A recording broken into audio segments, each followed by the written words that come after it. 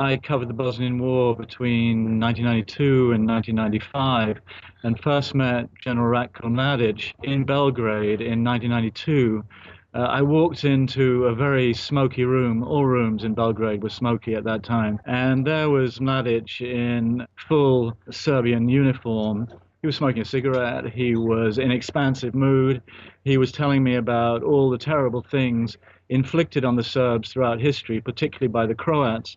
And one of the peculiarities of the Bosnian War throughout was that the Serbs were so, with Mladic in the lead of this, so blinded by the historical injustices, particularly during World War II, that they believed, rightly in some instances, had been perpetrated against the Serbs, that they couldn't see that the fact that this time around they were the main perpetrators rather than the victims. Mladic wouldn't hear anything of the disappearance of Muslims, some 750,000 of whom were moved from their homes in the first 9 months of the war, tens of thousands of whom disappeared.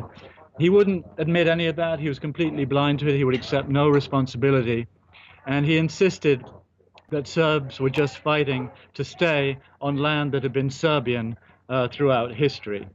In the end, he charmed many people, including many NATO generals. General Wesley Clark was famously pictured beside him wearing a Serbian army hat.